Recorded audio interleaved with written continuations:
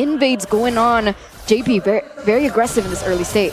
Already the red tree used up though. Oh, flicker by JP, knocked out by the Titan's Revenge. Only the early game flicker though, burnt out here. No problem for Echo.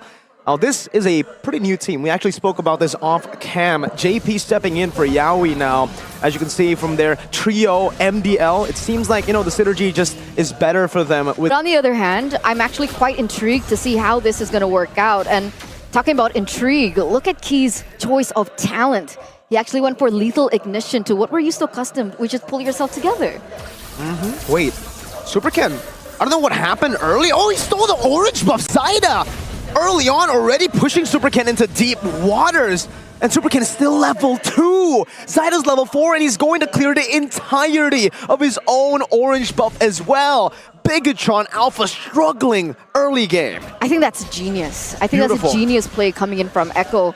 A lot of the times when Bigatron Alpha are leading, it's because the Super Ken can always get that level lead. But in this instant, the fact that Echo have been so great at pressuring Super Ken, just preventing that rotation from happening. You can see Bigatron Alpha looking for crumbs here, especially now that the neutral objective is about to spawn. A lot of them not yet level 4 just yet, like Key, who heavily needs it, as well as Supervin. So already a huge dub for Echo here in this first neutral objective.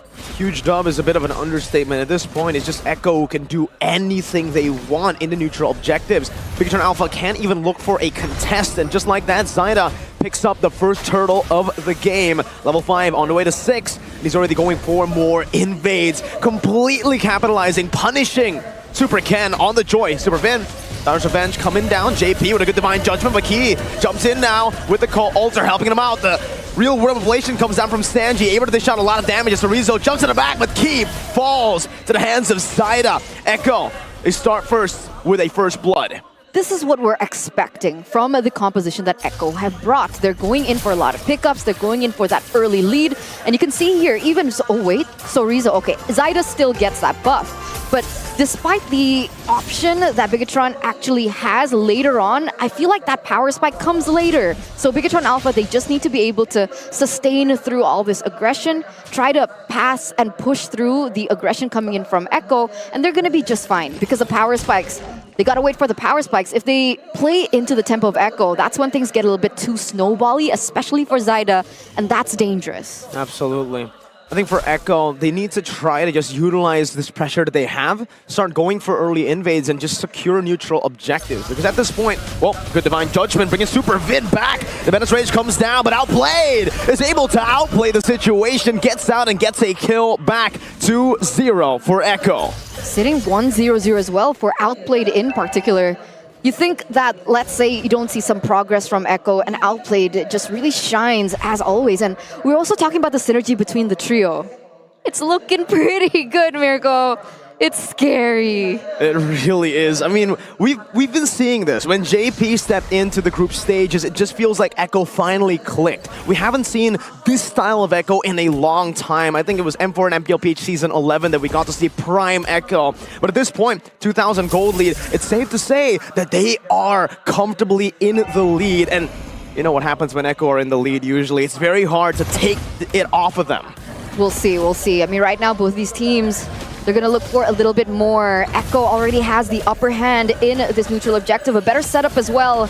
Saken, it's not it. Not yet. Oh, JP goes in. Clear Divine Judgment, good disengage. Super Vin gets him out, but he's going to pay with his life. Zaida's the one who picks up the kill. Outplayed, not given the kill here. But Echo, they still utilize this to completely bully Saken in lane. You can expect the entirety of the shield turret being taken out by Outplayed. And this is an automatic 3,000 gold lead right now as Sanji opens up that real-world manipulation.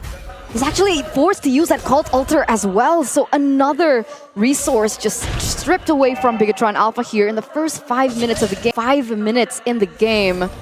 Echo, whether it be MPL, MDL, they certainly know how to punish their enemies. And here we go, once again, going to the bottom side. Oh, Shield Unity stopping Super Ken as he dashes forward, but what is that damage?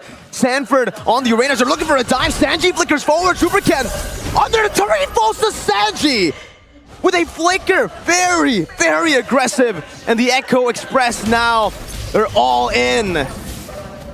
Oh, they're going all in as well here. Key forced to flicker out of that aggression coming in from Zyda as he doesn't mind going under the turret. He's not deterred with the damage from the turret here. Echo, 4,000 gold lead already, getting another turret in that mid side. It's not something that we're used to seeing from Bigatron. Super Ken, 2 levels, 3 levels below Zyda right now. Certainly isn't a good game, but... And that's just it, right? Sanford 2v1ing Saken, the main damage dealer, dealing 0 to little damage.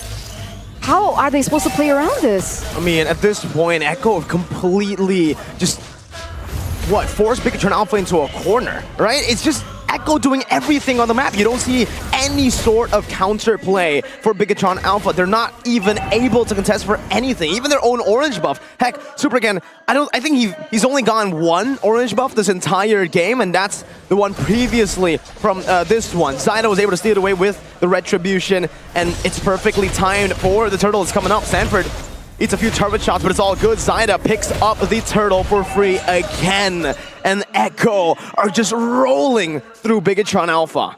Dude, no way. Saken just picked up the Blade of Despair.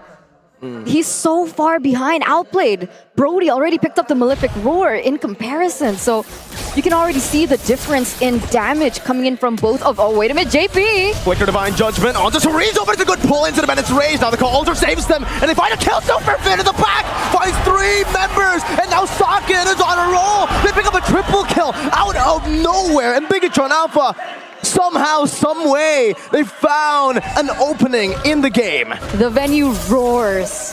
They're so happy to see this really come to this point. Like you mentioned, with 4 members taken down from Echo, now that's the beauty of the composition that Bigatron Alpha brought to the table. They have so much CC, they have so much potential and resources that they can utilize in these team fights to outplay Echo in these circumstances. And taking a look at the items here, this is what I was so concerned about. With Brody already picking up the Heptases and the Malefic Roar, that's already enough damage. Meanwhile, the Beatrix just picked up that Blade of Despair, Mirko. We mentioned this earlier. We said maybe this is going to be a late power spike for the Beatrix, you know, 7th minute BOD, but then they just got a triple kill. So it kind of equalizes everything that Outplayed has been doing. You know, all the gold lead that he had, now it's only down to 10 Eterna. And Saken, he's in the same level as Outplayed. Even Supercan has been given enough time and resources to catch up by a bit. But Zyda is still very much in a comfortable position, 2 levels ahead. It's going to be 3 after he clears this mini wave up. That's not good at all here coming in from the rotations. But like you mentioned, there is still a possibility for Bigatron Alpha to come back. And so now Echo, they're put in a position, they're given the question, how are you going to be able to close this as soon as possible? Because with the laning phase already done and dusted, these teams, they're going to clump up as 5. And in this 5v5 kind of situation, I feel like the composition for Bigatron Alpha works a little bit better. And now we'll see exactly how this is going to work out, because 8 minutes in, 9 minutes in, you can see that Echo, they're already starting the Lord. You can see the positioning coming in from Chorizo. Even if he doesn't land his skill shots, there's always Key, there's always Supervin as well. So they also need to be aware of where Supervin is in these particular team fights. Oh, Casino by JP. He's looking for Supercan. Sanford spots Supercan right now. JP has the flicker. Not going to be able to go in just yet. He's holding on to it, but Supervin jumps in. Now finds the Tyrant's Rage on the JP. Now it's an all-out fight as Chorizo was able to pull Outplayed, but he's able to flicker back out. Lord taking very low right now, and it's Zyda who secures the tournament memory. Into the back by Outplayed, and he wreaks havoc upon the robots. Chorizo running for his dear life, and Echo, they're able to secure another massive neutral objective. And a 2-for-1 trade in terms of the teams.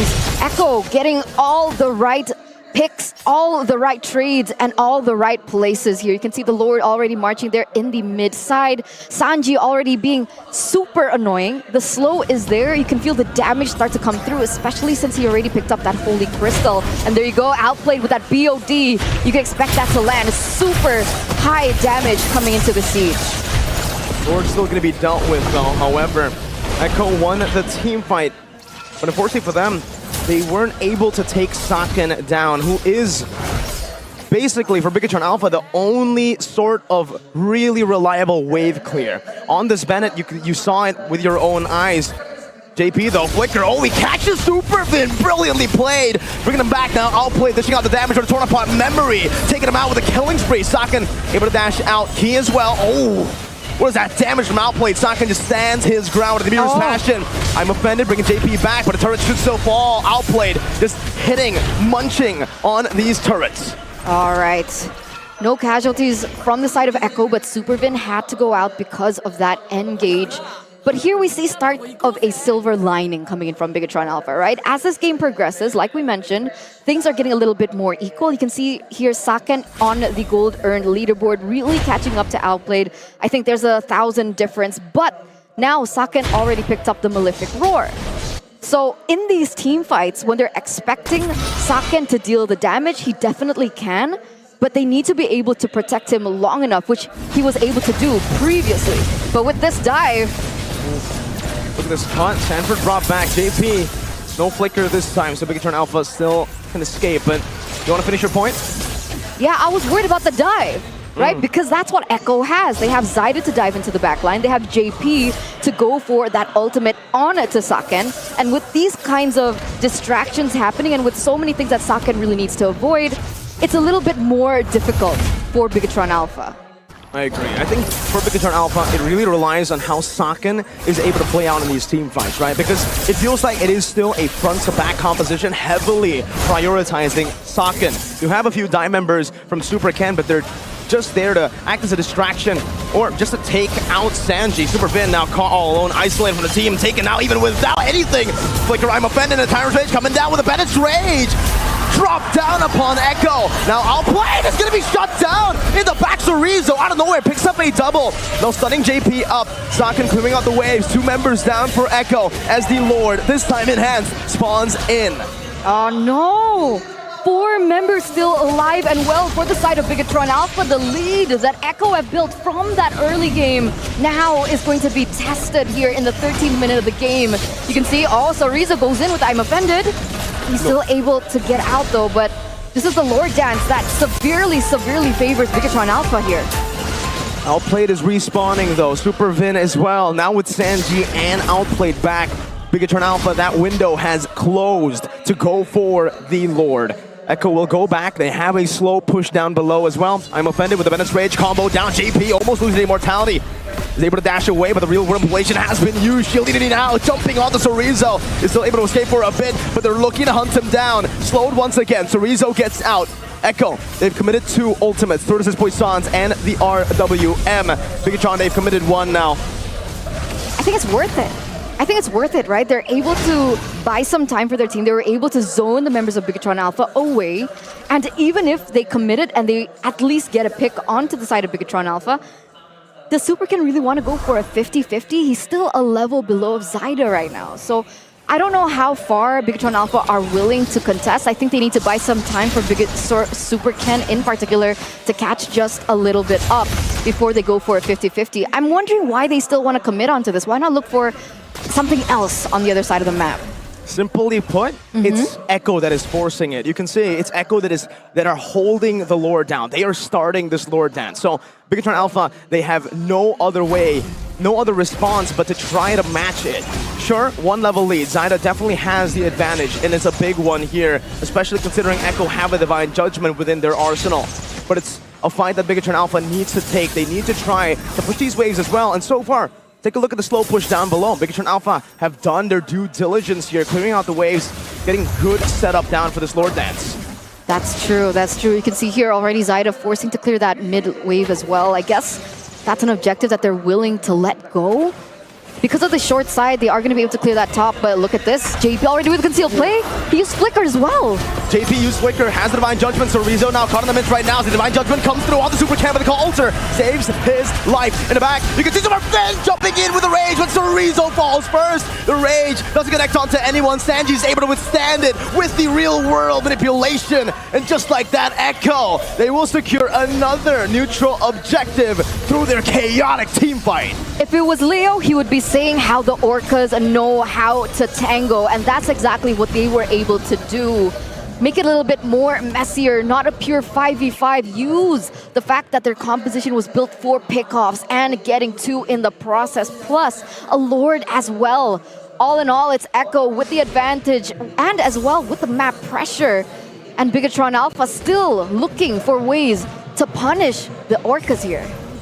It's a super one-dimensional team fight comp for Bigatron Alpha, and that's why they have to rely on these team fights. Meanwhile, Echo, the reason you see them completely, I would say, dominating in this game, aside from some team fights, is the fact that they have everything in their game, everything in their drafts. They were given the right tools, and now this might be the end. It truly is here. Outplayed already picking up the Athena shield as well, so just in case there's some damage coming out from a Key, as well as Super Ken. Honestly, he is going to be able to outmaneuver and outsustain that damage.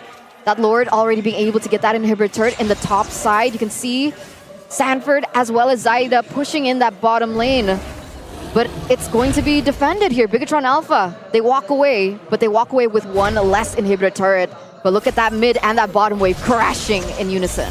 The Siege has to stop JP with a good pull. Chorizo pulled back. The Cold Ultra not within the range. Now Super Ken jumping to the back now with the rhythm, dealing a lot of damage onto the back, but look at the damage coming through as well. Wow, he finds Sanji in that team fight, and not even the base turret falls here. JP gets shot, still tanky enough to withstand. Meanwhile, Sanford, the prodigy from the Philippines, taking the second base turret down in the bottom lane. Super Vin, oh, it catches! Revenge and the Rage don't fall up right now. Outplayed, able to flicker out, but the Shadow Stampede brings him back. Now Saka dealing damage, but outplayed! With a brilliant play to cancel it out to get a kill back on the Saken. Now it's Zaida and Sanford versus Vin and Ken. Both will disengage, but Bigatron Alpha, they have lost this skirmish. And they lose Saken in the process. A really good pick coming in off from Super Vin, but unfortunately, it's not as worth it now that we think about it. You can see, though, it does give some space for Super Ken. Sanford, what are you doing? Oh, consecration, Sanford! Wow. The genius! I would have sworn that was Sanford's second death of this game. But he was able to get out of that. What is that?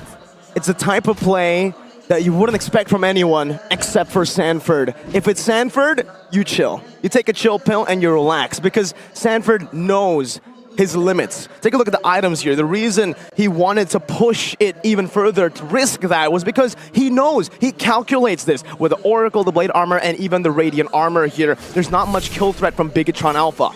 All right. But you know what's a threat? What? The fact that Faramis built full damage. That's scary coming into these team fights. So not only does he have the sustain, he also is going to be able to deal that damage. And I keep mentioning this in the drafts. People don't really consider Faramis to be a huge magic dealer. But the fact is, you don't feel it. But he is, especially with how aggressive he was building, even with the Divine Glaive as well for that extra penetration. Echo, though now, they're going to be able to set up for this Lord a little bit better. They've actually brought it to their side as well. This is scary. Very scary. I think it's much better than previous. Look at this, Chorizo already sent down below. Finn wants to go for it even without Chorizo. Risky plays, JP! Flicker in, only finding the Divine Judgment on the Super Vin. Super Ken now pops in the rhythms. Big ultimate used up by Super Ken. Zaida with the shield unity. JP, no Divine Judgment, but the real Worm of Legend comes down onto Key. Flickers out. Sanford gunning him down. Outplayed with a good dash forward. Setting Saken up now with the Flicker coming down. Outplay still able to burst him down. Super Ken and Zaida 50-50 on the back. Let's see who gets this, because the fight definitely went to Echo, and even the Lord! Zaida has picked it up, and Super Ken will fall. 16-9, 19 minutes in. The three members from the side of Bigatron Alpha are out as well. Key is going to be up just in time to save this, but with Super Vin and Super Ken off the board, what is Echo expecting to take here other than victory? That top lane is going to be crashing, that mid as well, that bottom is going to in favor of Echo because of the lack of the inhibitor turret.